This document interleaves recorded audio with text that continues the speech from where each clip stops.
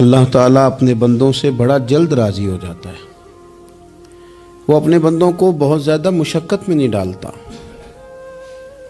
وہ اپنے بندوں سے اپنی نعمتوں کا بدلہ نہیں چاہتا۔ بہت سخت مشقت والی عبادتیں نعمتوں کے بدلے نہیں چاہتا۔ وہ بڑی جلدی رحم فرماتا ہے۔ ماں پیار کرتی ہے اپنے بچے سے، لیکن وہ ناراض بھی ہو جاتی ہے بعض چیزوں پہ۔ بعض معاملات اس کا دل بھی دکھاتے ہیں۔ بعض جگہ وہ رو کے یہ بھی کہتی ہے کہ تو نے میری محبت کا کوئی نتیجہ نہیں مجھے دیا، میری ساری کمائی تو نے ضائع کر دی۔ والد بہت ساری جگہوں پہ ناراض ہوتا ہے، شکوہ کرتا ہے، کہتا ہے میری بیماریوں کی، پریشانیوں کی، بڑھاپے کی، کمزوریاں کا سبب بیٹے تو ہی بن گیا۔ یہ ساری تکلیفیں تو ٹھیک ہو جائیں تو میری شاید عمر بھی بڑھ جائے، صحت بھی ٹھیک ہو جائے، میں زیادہ دیر جوان رہ سکوں۔ ناراض ہوتے ہیں ماں باپ۔ اسی طرح ماں باپ راضی بھی ہو جاتے ہیں، وہ بڑی جلدی راضی ہو جاتے ہیں۔ میں اکثر کہتا ہوں کہ والد کو راضی کرنے میں 5-7 منٹ لگ جاتے ہیں، اماں تو 1.5-2 منٹ میں راضی ہو جاتی ہے۔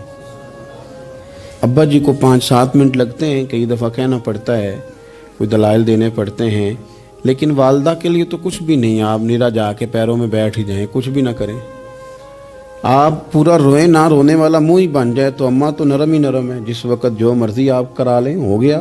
اللہ تبارک و تعالی بلا مثال و بلا تشبیہ سمجھانے کے لیے عرض کرتا ہوں، اللہ بھی بعض معاملات میں اپنے بندوں سے ناراض ہو جاتا ہے۔ وہ کہتا ہے میں تکبر کرنے والوں کو پسند نہیں کرتا۔ وہ کہتا ہے فسادی پسند نہیں ہے۔ وہ فرماتا ہے کہ راہوں میں کجی کرنے والے پسند نہیں ہیں۔ وہ فرماتا ہے کہ بدعہدیاں کرو گے تو میں صبح قیامت تم سے سوالات کروں گا۔ اللہ تبارک و تعالیٰ بہت ساری چیزوں کو ناپسند کرتا ہے، ناراض ہو جاتا ہے۔ بلکہ نبی پاک صلی اللہ تعالیٰ علیہ وسلم نے فرمایا تم بات کرتے کرتے کوئی ایسا جملہ بول دیتے ہو کہ رب اتنا ناراض ہوتا ہے کہ تمہیں پتہ بھی نہیں ہوتا، تمہارے لیے جہنم کا فیصلہ کر دیتا ہے۔ اس لیے پہلے تولو پھر بولو۔ خود اپنے لفظوں کی تو تم پہرے داری کرو نا کہ میں کیا کہہ رہا ہوں۔ کوئی ایسا جملہ، کوئی ایسی بات وارث شاہ مان کری نہ وارثاں دا، کوئی ایسی بات نہ تمہاری زبان سے نکلے۔ اور حضور یہ بھی فرماتے ہیں کہ اس کا دوسرا پہلو بھی ہے، بعض اوقات تم بات کرتے ایسا جملہ کہتے ہو وہ اتنا راضی ہوتا ہے کہ تمہارے لیے جنت کا فیصلہ فرما دیتا ہے۔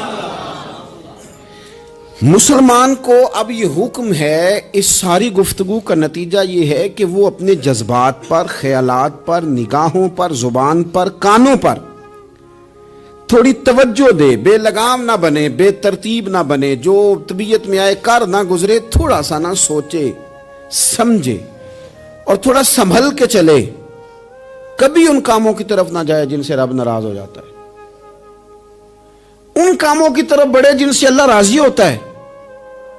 میرے نبی پاک صلی اللہ تعالی علیہ وآلہ وسلم نے ارشاد فرمایا، بعض احادیث میں لفظ یہ ہیں کہ اللہ اپنے بندوں کو دیکھ کے مسکراتا ہے جو اس کی شان کے لائق ہے۔ جس ترتیب سے ہم مسکراتے ہیں، جس ترتیب سے ہم روتے ہیں، جس ترتیب سے ہم کسی بات کا اظہار تشکر کرتے ہیں، خدا ان باتوں سے پاک ہے۔ اب بہت ساری حدیثوں میں آیا کہ وہ مسکراتا ہے، تو کیا مطلب ہے مسکرانے کا؟ تو علماء تفسیر نے لکھا ہے مسکرانے کا مطلب یہ ہے کہ وہ بڑا ہی راضی ہوتا ہے اپنے بندے سے، بڑا راضی ہوتا ہے، یہ مطلب ہے۔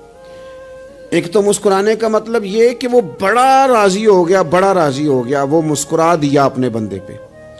اور ایک اس کا معنی خود نبی پاک صلی اللہ تعالی علیہ وسلم نے بیان فرمایا۔ مسند امام احمد بن حنبل میں حدیث ہے، حضور سید عالم علیہ السلام سے صحابہ نے پوچھا یا رسول اللہ شہید تو بڑے لوگ ہوتے ہیں، شہیدوں میں افضل کون ہے؟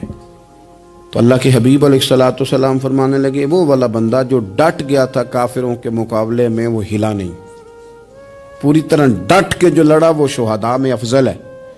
حضور فرماتے ہیں وہ جنت کے بالا خانوں میں سیر کرے گا اور رب اسے دیکھ کے مسکرائے گا، رب اسے دیکھ کے مسکرائے گا، اللہ تعالیٰ مسکراتا ہے اسے دیکھ کے۔ اور اگلے جملے میں حضور نے وضاحت کر دی، فرمایا جب رب دنیا میں کسی پر مسکراتا ہے نا تو اس کا معنی یہ ہے کہ قیامت میں پھر اللہ اسے حساب کوئی نہیں لے گا۔ جس پر اللہ دنیا میں مسکرا دیا اس سے کوئی حساب تو وہ کام ڈھونڈنے چاہیے نا جس سے اللہ مسکرائے. ویسے کبھی ہم ایسا کرتے ہیں کہ نہیں کہ کسی کو راضی کیا جائے؟ یہ کام ہم کرتے ہیں کہ ہماری کمپنی کا جو سربراہ ہے وہ ہم سے راضی رہے. جس ادارے میں ہم پڑھاتے ہیں اس ادارے کا بڑا ہم سے راضی رہے. یہ کرتے ہیں ہم، اس کے لیے کچھ نہ کچھ ہیلے بہانے ہم کرتے ہیں. برادری، قبیلہ، علاقہ، بستی، لوگ کسی طریقے سے ہمارے ساتھ مطمئن رہیں. کرتے ہیں نا یہ سارے کام. اس میں تھوڑی مشکل بھی ہمیں آتی ہے لیکن کرتے ہیں. کیا کریں، گھر میں بھی کئی دفعہ ایسا ماحول بنانا پڑتا ہے. چلیں ایک اور میٹھی مثال دیتے ہیں، زیادہ سمجھ میں آئے گی. چھوٹا بچہ خوش رہے، آپ اس کے لیے محنت نہیں کرتے. وہ چھوٹا ہے، اس کو خوش کرنا فرض ہے ابا پہ. لیکن وہ کہتا ہے کہ میں نے موٹر سائیکل لینا ہے. چھوٹا ہے، چلا ہی نہیں پائے گا، تو ابا پھر اسے راضی کرتا ہے، کہتا ہے بیٹے چھوٹا سائیکل لے لے، چل میں تجھے اڑانے والا جہاز لے دیتا ہوں. مقصود کیا ہے کہ اس کو ناراض نہیں کرنا، یہ روئے نہ، اس کا دل نہ ٹوٹے. ہو یارو سنو نا میں کیا کہہ رہا ہوں. اگر چھوٹے بچے کے لیے وہ چیزیں ڈھونڈتے ہو، میرے ابا جی نا اپنے نواسے کے لیے کھلونا لے کے آئے تو بچہ بڑا ہی کھیلا تو ابا جی کہنے لگے لو پیسے پورے ہو گئے. میرے بچے کو پسند بڑا ہے نا، پیسے پورے کر چھڑے نے. دیکھو نا جی کتنا اس کو راضی ہوا ہے.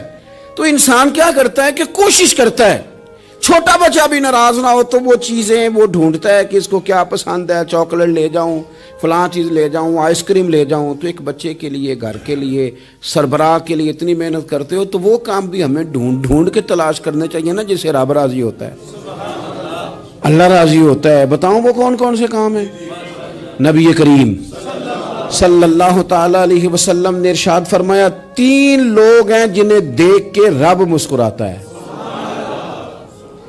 یا رسول اللہ صلی اللہ علیہ وسلم وہ کون کون سے؟ تو محبوب فرمانے لگے ایک وہ بندہ ساری مخلوق سوئی ہے، آدھی رات ہے، رات کا پچھلا پہر ہے، اس نے اٹھ کے وضو کر لیا، مصلی پہ کھڑا ہو گیا خدا کی یاد میں. فرمایا اسے دیکھ کے رب مسکراتا ہے جو اس کی شان کے لائق ہے. مسکراتا ہے اللہ. یہ تو سونے کا ٹائم تھا، یہ تو گہری نیند آنے کا وقت تھا، رات کا پچھلا پہر. رات پوے تے بے درداں نو نیند پیاری آوے، تے درد منداں نو یاد سجن دی ستیاں وی آن جگاوے. اور ساون کی کالی راتوں میں جب بوندا باندی ہوتی ہے، وہ راتوں کو اٹھ اٹھ روتے ہیں جب خلقت ساری سوتی ہے. اللہ مسکراتا ہے. اور سننا میرے بھائی، میرے نبی پاک صلی اللہ تعالی علیہ وسلم فرماتے ہیں جب مسلمان نماز کے لیے صفیں بناتے ہیں نا، ترتیب لگ رہی ہوتی ہے، اب اللہ کی بارگاہ میں کھڑے ہوں گے، قیام کریں گے، رکوع کریں گے، سجود کریں گے. فرمایا جب مومن صفیں بناتے ہیں تو رب دیکھ کے مسکراتا ہے، مسکراتا ہے. کمال ہو گئے عروج بندگی کا جب بندے کو دیکھ کے رب مسکرائے. خدا بندے سے خود پوچھے بتا تیری رضا کیا ہے، مسکراتا ہے. اور میرے نبی پاک علیہ السلام فرماتے ہیں جب مجاہد جہاد کے لیے صفیں سیدھی کرتے ہیں. آج تو یہ رب کے نام پہ مرنے ہی آ گئے. یہ صفوں میں کھڑے ہوں گے، ترتیب سے لڑیں گے، ترتیب سے گلا کاٹیں گے کافروں کا یا شہادت لیں گے. فرمایا جب جہاد کے لوگ صفیں بناتے ہیں تو رب انہیں دیکھ کے مسکراتا ہے. کتنے نصیبوں والا وہ بندہ ہے جسے دیکھ کے مسکرا دیا. او یار کبھی تیرا بیٹا تیرے سامنے مسکرائے نا چھوٹا، تو تیرا دل باغ باغ ہو جاتا ہے. تیری ماں بیمار کسی ایک دن صحیح طرح ہنس پڑے تو طبیعت خوش ہو جاتی. مجھے بتاؤ نا جس کا رب بھی اسے دیکھ کے ہنس پڑے، جو اس کی شان کے لائق ہے، کیا اس بندے کے نصیبیں ہیں، کیا اس کے مقدر ہیں. آپ اس مقام پر اپنے آپ کو لائیں. اب دیکھیں نا یہ حدیث ہم نے سن لی، اب ہم نے نا اس طرح صفحے نہیں بنانے جس طرح ساری دنیا. اب ذرا صفحے بھی شوق سے بنائیں گے. اب ذرا تھوڑا سا شوق پیدا کریں گے. بھئی یہ تو میں وہ کام کرنے لگا ہوں جسے دیکھ کے رب مسکراتا ہے. نبی پاک صلی اللہ علیہ وسلم نے فرمایا جب کو بندہ توبہ کرتا ہے نا، ہم توبہ کا رٹا لگاتے ہیں، یا اللہ میری توبہ یا اللہ. اور توبہ کا تو مطلب یہ ہے کہ پچھلے گناہوں سے پکی توبہ، آج کے بعد یہ غلطی نہ کرنے کا پکا وعدہ. تو نے ساری شب برات رو کے گزاری ہے، بتا سویرے جھوٹ جوڑنے کا ارادہ ہے تیرا، آج کے بعد رشوت تو نہیں نہ لے گا، ملاوٹ تو نہیں نہ کرے گا، یہ توبہ ہے. اور اگر سارے کام اسی طرح کرنے تو پھر یہ توبہ کا رٹا ہے، جتنا مرضی لگاؤ. حضرت علی بن ربیعہ رضی اللہ تعالیٰ عنہ فرماتے ہیں میں مولا علی کے ساتھ تھا، مقام حرہ کی طرف جا رہے تھے، حضرت علی نے ہاتھ اٹھا کے دعا مانگی ہماری تعلیم کے لیے، ورنہ حضرت علی ہم صحابہ کو محفوظ عن الخطا تو مانتے ہیں نا، ہاتھ اٹھا کے کہا اے اللہ ہمارے گناہ بخش دے، تیرے علاوہ کوئی معاف کرنے والا نہیں۔ اور پھر حضرت علی آسمان کی طرف دیکھا اور دیکھ کے نا حضرت علی بن ربیعہ کو تو مسکرائے۔ حضرت علی بن ربیعہ کہنے لگے حضور مسکرائے کیوں ہو؟ فرمانے لگے ایک دن میں حضور کے ساتھ اسی طرح آیا تھا، اسی طرح حضور نے دعا فرمائی تھی ہماری تعلیم کے لیے، اور پھر حضور مجھے دیکھ کے مسکرائے تھے اور فرمایا جب کوئی بندہ رب کی بارگاہ میں اس طرح استغفار کرتا ہے تو رب مسکراتا ہے اور مسکرا کے فرماتا دیکھ لو میرے بندوں کو پتا ہے کہ میرے علاوہ معاف کرنے والا کوئی نہیں، انہیں پتا ہے، تم اس کی بارگاہ میں رجوع تو لاؤ، آؤ تو صحیح دو آنسو لے کر۔ اقبال کہتے ہیں کہ موتی سمجھ کے شان کریمی نے چن لیا، قطرے دو گرے میرے ار کے انفعال کے، دو میں نے آنسو بہائے تھے تو اس کے کرم نے تو موتی سمجھ کے چن لیے۔ سنو نا حضور اس استغفار کو اللہ کو یار رات کو توبہ کر کے سونا چاہیے ہمیں، کچھ غلطیاں ہم کرنا نہیں چاہتے پر ہم سے ہو جاتی ہیں، کچھ دل ہم توڑنا نہیں چاہتے پر وہ ٹوٹ جاتے ہیں، ہماری مجبوری ہوتی ہے ٹوٹ جاتے ہیں۔ رات کو اس کی بارگاہ میں ہاتھ باندھ کے کشکول طلب دراز کر کے خوب استغفار پڑھنا چاہیے کہ مالک بندے ہیں نا کیا کریں، نفس کا ساتھ ہے، دنیا کا ساتھ ہے، خواہشات نفسانیہ، مالک معاف کر دے، درد سے توبہ، رسم نہ ہو، کہانی نہ ہو، لفظ نہ ہو، جملے نہ ہو، اور جناب ایسے لوگوں کے بیچ بڑے ہاتھ باندھ کے اور بڑا کوئی ضرورت نہیں، آپ اکیلے اپنی چارپائی پہ بستر کے اندر منہ دے کے بھی درد سے کہیں گے نا معاف کر دے تو وہ تو مہربانی بڑا ہے۔ میرے نبی پاک صلی اللہ علیہ وسلم مثال دیتے ہیں، فرمایا ایک آدمی صحرا میں جا رہا، صحابہ سے حضور خطاب کر رہے ہیں، فرمایا ایک آدمی صحرا میں جا رہا تھا، اس نے اپنی اونٹنی پہ کھانا پانی پیسے ہر چیز رکھی ہوئی تھی، صحرا تھا بہت بڑا، درمیان صحرا کے گیا تو تھوڑا سا سستانے کے لیے آرام کرنے کے لیے اونٹنی سے نیچے اترا، اب اس نے اونٹنی کی لگام اونٹنی کی نکیل اپنے سرہانے کے نیچے رکھی، ہاتھ کے ساتھ پکڑی اور سو گیا۔ تھوڑی ہی دیر کے بعد جب اس کی آنکھ کھلی تو دیکھا اونٹنی غائب ہے۔ صحرا میں وہ پیدل نہ آگے جا سکتا ہے نہ پیچھے جا سکتا ہے، نہ دائیں نہ بائیں، کھانے کو روٹی نہیں، پینے کو پانی کا قطرہ نہیں، تھوڑا ادھر بھاگا ادھر بھاگا، تھک گیا۔ کریم محبوب فرماتے ہیں وہ پوری طرح نڈھال ہو گیا اور مایوس ہو گیا، معاذ اللہ، مایوس ہو کے دوبارہ اسی جگہ آ کے لیٹ گیا جہاں پہلے لیٹا تھا، انتظار کرنے لگا کہ اب موت ہی آئے گی، آخری وقت ہے، اب نہ میں پیدل یہ صحرا کراس کر سکتا ہوں، نہ پیچھے جا سکتا ہوں، نہ کھانا ہے نہ پانی ہے، سوائے موت کے کوئی سہارا نہیں۔ حضور فرماتے ہیں وہ رستے میں دوبارہ لیٹ گیا، اچانک اس نے رخ بدلا تو اونٹنی سامنے کھڑی تھی۔ حضور نے صحابہ سے پوچھا بتاؤ نا اسے بھلا کتنی کو خوشی ہوگی؟ یا رسول اللہ جی سے نئی زندگی مل گئی ہے۔ آپ دیکھیں نا سارے ڈاکٹروں نے کہہ دیا کہ اس کے تو گردے میدا جگر ہر چیز ختم ہے، گھر لے جاؤ خدمت کرو، ہر طرف پریشانی ہے۔ وہ بندہ بھی سمجھ گیا ہے کہ آخری وقت آ گیا، کل جاؤں پرسوں جاؤں، تیاری ہو گئی، سب لوگ آ گئے، باہر والے بھی آ گئے، یہ ماحول ایک عجیب رنگ اختیار کر گیا۔ اچانک ایک ڈاکٹر نے آ کے کہا نہیں نہیں غلطی لگ گئی تھی۔ مجھے بتائیے انداز کیا ہوتا ہے؟ بغیر دوائی کے بندہ اٹھ کے کھڑا نہیں ہو جاتا، او میں تو بچ گیا ہوں۔ نبی پاک صلی اللہ علیہ وسلم فرمانے لگے اس کی اونٹنی مل گئی، بتاؤ بھلا اسے کتنی خوشی ہوگی؟ یا رسول اللہ وہ تو دوبارہ دنیا میں آ گیا۔ حضور فرمانے لگے اسے کچھ بھی خوشی نہیں ہوئی۔ جب کوئی رب کا گناہگار بندہ آ کے توبہ کرتا ہے، رب کو اس سے کئی گنا زیادہ خوشی ہوتی ہے۔ میرا بندہ آ گیا ہے، میرا بندہ آ گیا ہے، میرے گھر آ گیا۔ اس نے آنسو بہائے ہیں، اس نے کہا اللہ میں تیرا ہی ہوں، تیرا ہی رزق کھاتا ہوں، تیری ہی زمین پہ رہتا ہوں، تیرے نام سے میری سانسیں چلتی ہیں۔ وہ آ گیا۔ فرمایا اس اونٹنی والے سے زیادہ رب کو خوشی ہوتی ہے جب گناہگار آ کے توبہ کرتا ہے۔ گناہگاروں کے آنسو اس کی بارگاہ میں بڑے مقبول ہیں، لیکن ہم رسم ادا کرتے ہیں، توبہ نہیں کرتے۔ ہم اپنے آپ کے ساتھ دھوکہ کرتے ہیں، جھوٹ بولتے ہیں۔ ہم بندہ کوئی ناراض ہو جائے تو ہمیں کو نہیں نیند آتی، اس کے گھر چلے جاتے ہیں، ہم اپنے سارے رشتوں کو، تعلقات کو مینٹین کر کے رکھنے کے عادی ہیں. ہمیں پتہ ہے کہ وہاں میں نہیں جا سکا تو بیٹا بھیجتا ہوں، فلاں شادی پہ میں نہیں جا سکا تو بھتیجا بھیجتا ہوں، بھائی بھیجتا ہوں. ہر تعلق کا ہم نے خیال رکھا کوئی روٹھ نہ جائے. لیکن کمال ہے نا، یہ نہیں سوچا کہ اگر رب روٹھ گیا تو جب وہ روٹھ جائے نا تو سارے رشتے بھی بندے کے پاس موجود ہوں تو کوئی کارآمد نہیں ہوتا. پھر کروڑوں روپیہ جیب میں ہوں تو ڈاکٹروں کی دوائیاں اثر نہیں کرتی. وہ روٹھ جائے تو پھر انسان اس طرح سے پھسلتا ہے کہ بڑے بڑے اس کے پاس دروازے ہوتے ہیں پر کسی جگہ اس کا ہاتھ نہیں لگتا.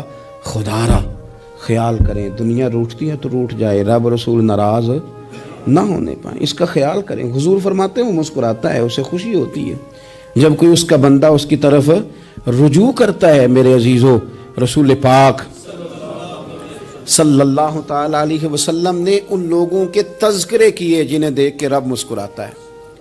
ہم نا گناہگاروں پر بھی فتویٰ دینے میں جلدی کرتے ہیں اور نیکی پر بشارت دینے میں بھی جلدی کرتے ہیں، حالانکہ یہ ہماری ذمہ داری نہیں.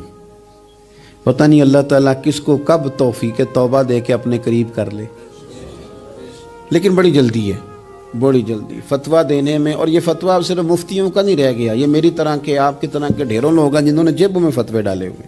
بھئی آپ نے کیوں ذمہ داری لے لی ہے جنت میں داخل کرنے کی اور نکالنے کی؟ یہ تو میرے رب کریم کا کرم ہے، وہ جس کو چاہے جب چاہے جتنا چاہے عطا کرے. لیکن کچھ لوگ نا بڑے پکے ہو گئے ہیں کہ شاید جو میں سوچ رہا ہوں وہی درست ہے. کبھی کبھی کچھ چیزیں عجیب بھی ہوتی ہیں، لہذا خدا کی رحمت پر بھروسہ کر کے بات کرنی چاہیے، اپنی مرضی کے فتوے نہیں داغنے چاہیے.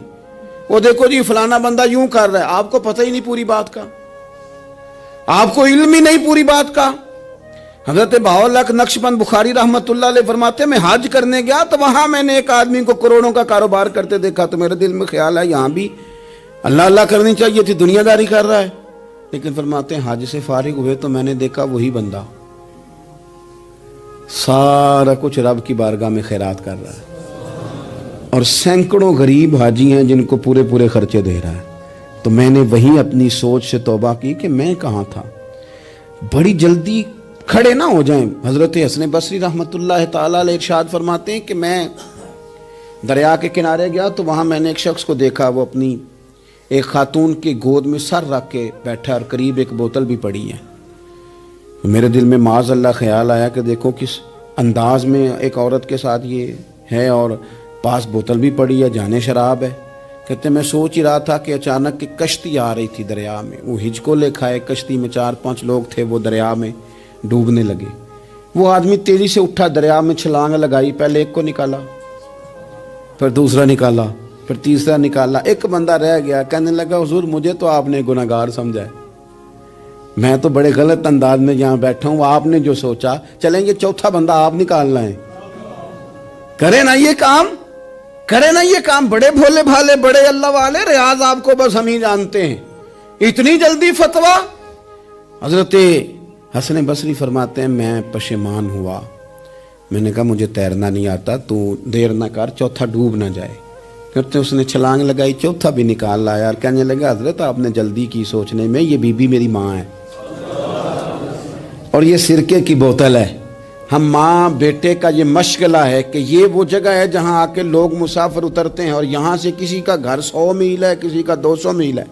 ہم صبح سرکہ کھجوریں روٹیاں لے کے یہاں آتے ہیں، مسافروں کی نوکری کرتے ہیں، کوئی پریشان ہو تو مدد کرتے ہیں. حضرت خواجہ حسن بصری فرماتے ہیں میں نے معافی مانگی، ان سے بھی مانگی، رب سے بھی مانگی. انہوں نے مانگ لی نا، بزرگ تھے، پر ہم کو نہیں تیار مانگنے کو. ہم ہر وقت بدگمانیاں، وہ فلانا فلانے جرم کرتا تھا میں اسے اب کیسے نیک مان لوں. بھئی اب وہ نمازی ہے، خدا کے گھر آتا جاتا ہے، اب اللہ کی بارگاہ میں حاضر ہوتا ہے. جب رب نے معاف کر دیا تو بھی سوچ بدل جا. سنیں حضور کیا فرماتے ہیں.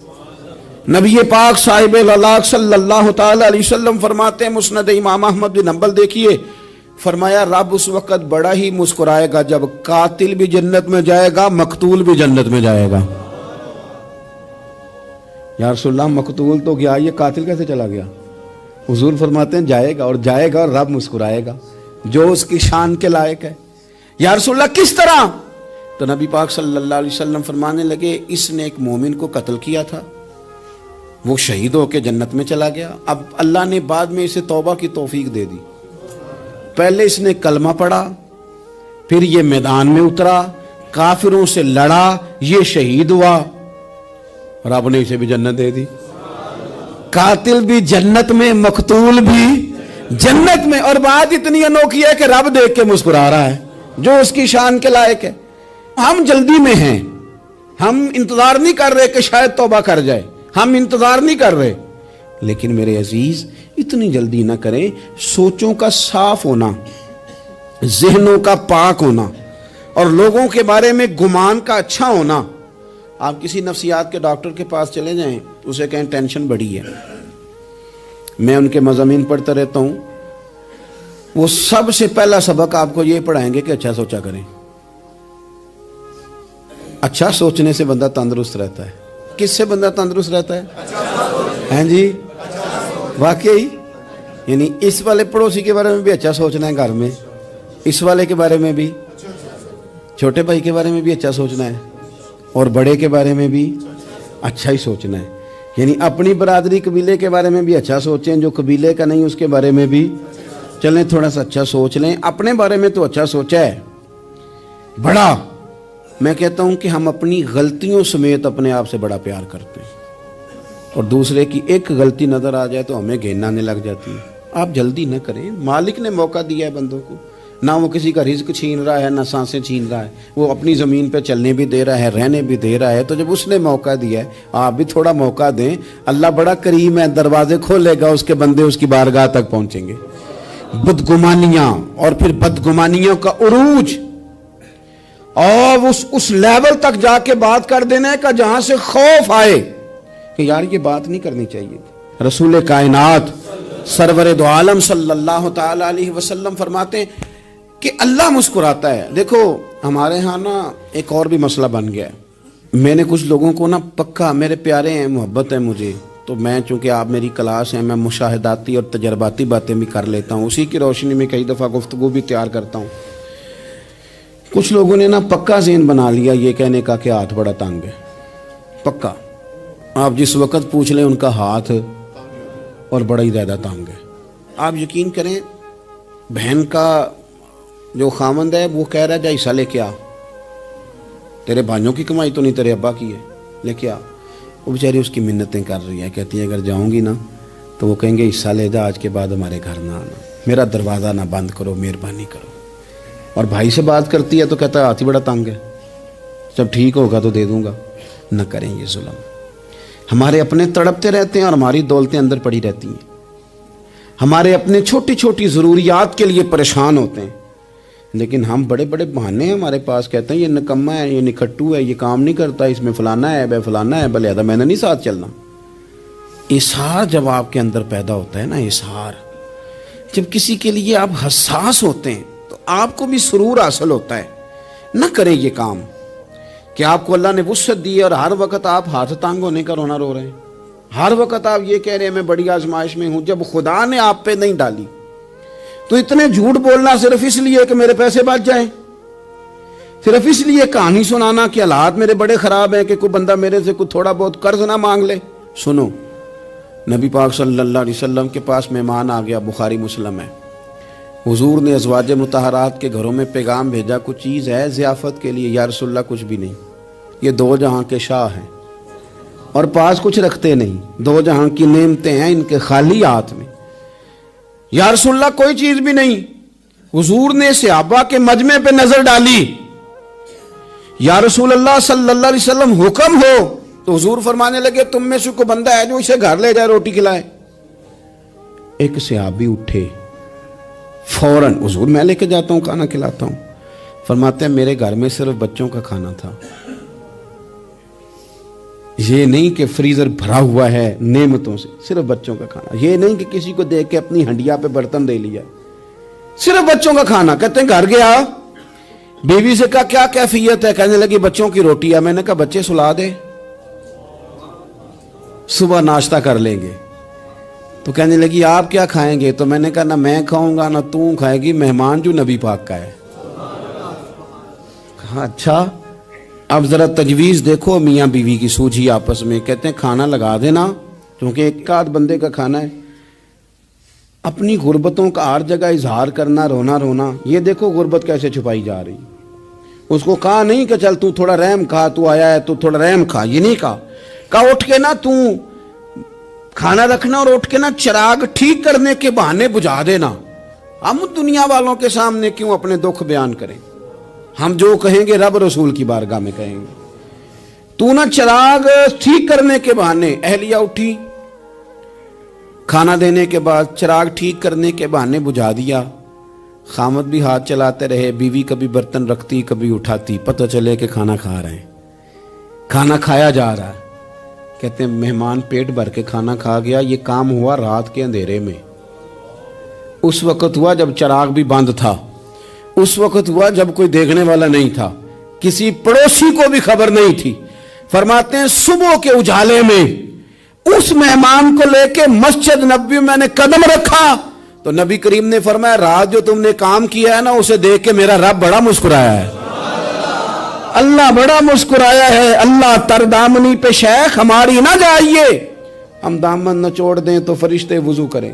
یہ شان ہے صحابہ کی. نبی کریم علیہ السلام نے فرمایا رب رات مسکرایا تیرا یہ انداز دیکھ کے, اور اس نے قرآن نازل کیا وَيُؤْثِرُونَ عَلَىٰ أَنفُسِهِمْ وَلَوْ كَانَ بِهِمْ خَصَاصَةٌ. کچھ لوگ وہ ہیں جنہیں بڑی بھی ضرورت ہو تو دوسروں پر اثار کر دیتے ہیں, قربانی دے دیتے ہیں. رب مسکرایا ہے, اندر پیسے رکھے ہوئے ہیں, اندر پیسے رکھے ہوئے ہیں, اور بہن آ کے منت کر رہی ہے کہ بھائی حالات بڑے خراب ہیں, تھوڑی سی مہربانی کر. تو کہتے ہیں بہن پردہ ہی ہے بس, کیسے بتاؤں تجھے حالات, تجھے کیا بتاؤں, کام کتنی مشکل سے چلتا ہے, یہ پردہ یہ بس. بہرحال اگر تو نے کہا ہے نا 50,000 تو میں زیادہ نہیں کوئی 20 کو دے دوں گا تجھے, وہ بھی خاصی نیکی کر کے, وہ بھی بتا سکھا کے. رات اماں پہ علیحدہ سے احسان چڑھاؤں گا, ابا پہ علیحدہ سے چڑھاؤں گا کہ تمہاری بیٹی کے ساتھ تعاون کر رہا ہوں, سارے علاقے کو ویسے ہی بتاؤں گا. اور وہ غریبنی بیچاری 20,000 لے کے گھر گئی ہے, پہ سفارشیں کر رہی ہے کہ مہربانی کرو. میں نے ایسے بھی دیکھے ہیں جو پہلے بیوی کو پکڑاتے ہیں تو دے, اس لیے کہ پھر وزیر اعظم تو ڈنڈا نکال لے گا تو بڑا مشکل ہو جائے گا پھر گھر میں رہنا, لہذا وہ یہ تو آگے لگ. یہ کیا لہجہ ہے آپ کا, یہ تو کسی کو بھی دیں تو چھپا کے دینے کا حکم ہے, کسی کو بھی دیں تو ہمیں حکم یہ ہے کہ سیدھے ہاتھ سے دینا ہے, الٹے کو خبر. اور یہ جو بالکل ہی اپنے ہیں ان پر تو پردہ پوشی آپ کے لیے ویسے ہی ضرورت تھی.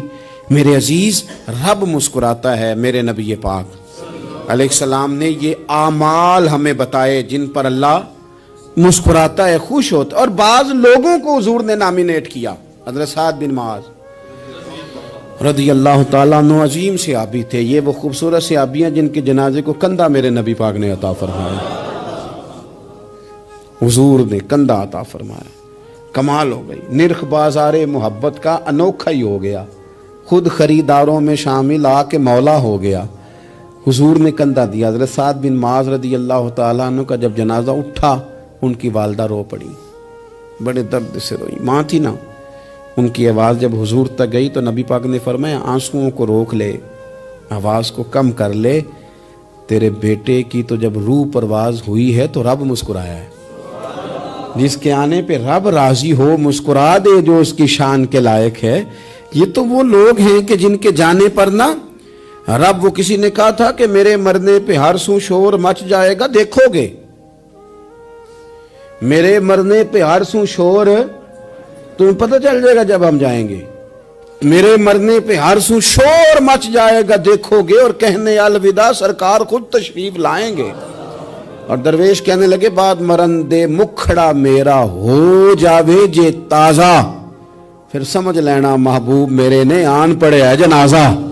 اور عاشق کا جنازہ ہے, ذرا دھوم سے نکلے اور محبوب کی گلیوں سے ذرا گھوم کے نکلے. فرمایا کہ ان کے تو جانے پہ رب کریم. اور حضور نے ایک دعا بھی دی. حضرت ابو طلحہ, حضرت طلحہ رضی اللہ تعالیٰ عنہ صحابی تھے, ان کا وصال ہو گیا تو حضور نے دعا بھی دی.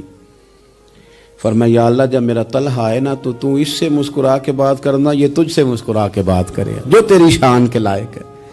تو اللہ تعالیٰ غائب درجے راضی ہوتا ہے. ایک دفعہ پھر بات دہراتا ہوں, جو میدان میں ڈٹ کے شہید ہو رب اسے دیکھ کے مسکراتا ہے. جو اس کی شان کے لائق. جو توبہ صحیح کریں، سچی کریں، رب انہیں دیکھ کے مسکراتا ہے جو اس کی شان کے لائق ہے. جو نماز کے لیے صفیں بنائے، رب انہیں دیکھ کے مسکراتا ہے. جو جہاد کے لیے صفیں بنائے، رب دیکھ کے مسکراتا ہے. جو لوگ صبح پچھلے پہر اٹھ کے عبادت کریں، رب انہیں دیکھ کے مسکراتا ہے.